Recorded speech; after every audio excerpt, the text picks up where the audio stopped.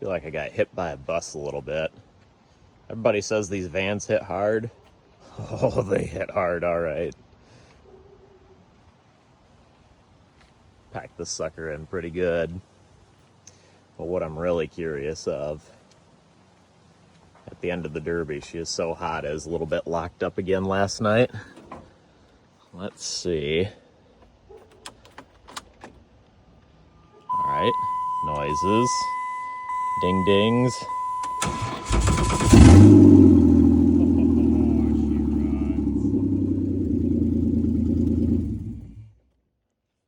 Kind of incredible. Hey, wall racing fans, back with another Demolition Derby video for us today. This one is the aftermath of the Traverse City Northwest Michigan Fair. We took the old mystery machine for round 4 of kind of derby stuff. This is technically the second Demolition Derby on it, and actually ended up taking the win, so how about that? But let's take a look and see what kind of damage we did here. This was very much a using the business end of the minivan on this one. So I guess we'll start at the front where damage is a little bit more minor, but my bumper swap ended up helping secure the victory on this one. But bumper's still pretty well intact, some more battle scars on it from that one. My bumper height was a little bit taller than the second place guy, so it kind of bent up the bottom of it quite a bit. I do have a few small casualties here in the front. The strap on this side is looking a little banged up.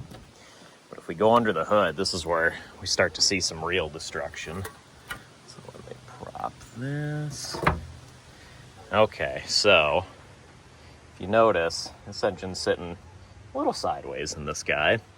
I do have the mounts chained up in this one to help, since all the motor mounts are aluminum in this, so you add the engine chains to keep the whole thing from falling out when they break, which is bound to happen in a demo derby when you're mixing it up, smashing stuff, bound to have some casualties. But it's hanging really low on this side, and the belt was actually off, so I was like, there's a reason for that, and it shouldn't be hanging this low. So it was the motor mount on this side that I haven't done anything with. The motor mount's actually over here, and this is what it's attached to on the engine itself. I forget what my brother called this, but he had that break on his van the first time that he ran it too, so I'm gonna have to figure out how to fix that. Luckily, it looks like it is bolted on here in a couple of spots, so that should be something replaceable to run this again. And then maybe figure out a way to hold up the engine on this side as well to prevent that from dropping down like it is again. There's one thing that shows me that we're on borrowed time, and it's she was riding right on the CV axle on this side, and this is the one that's like 5 feet long going to the other side too, so yeah, possible weakness of these guys. But good enough to get the win. It was a little too hot to drive itself off the track after, so got a little push on the trailer at the end of the night. But this morning I went out, took a little short, and turned the key, and she fired right up. So after a little time to cool down, engine's still happy in this one, and proven to be a really good derby motor. It hasn't shut down on me, not once, in any of the derbies it's been in so far. And probably a good thing, because anytime that it's hot and I turn the key, it's absolutely nothing. Doesn't want to turn over. So luckily she stays running, and it's been pretty reliable. So in the back here, leaves are starting to bend, but the reason I think this van might actually have another run in it is because everything's still attached as far as the mounting points for these. So say this one is very bent, very twisted, but it's still connected where it connects to the frame. I mean, nothing's really bent or straight. I'm gonna see if I can straighten some of this stuff out a little bit, see if I can pull any of this stuff back out and straighten it a little bit. But man, this thing packed in really tight. It was me and Matt Town, another one of the local Traverse City guys. He also had a Dodge Caravan. We were going back to back, pretty much track shots on each other for, I don't know, a dozen or so. So my back's aching this morning. It sounded like he was aching a little bit too, and we really flattened out a couple vans. His looked about the same as mine at the end. And flat tire on this side, but pretty similar on the leaf spring. Looks like this one's a little bit funky in the mount up here. It might be ready to come loose from the frame. We'll see how that holds up. But I thought it was junk. Looking at it in the daylight, it may actually have another run in it since it still has clearance on the bottom. Put a new tire on this and the axle will raise back up. It's getting a little sketchy near the stock tank that I'm running in it in here, so not sure if I'll switch to a fuel cell, run that inside, or the main thing I'd want to change is you have this kind of like panhard bar on the top of the rear axle here. I might cut that out because it's technically touching the tank in there. And then especially if I could pull all this out, that'd make me feel better with it too. Buy a, few more hits before I have to bail out.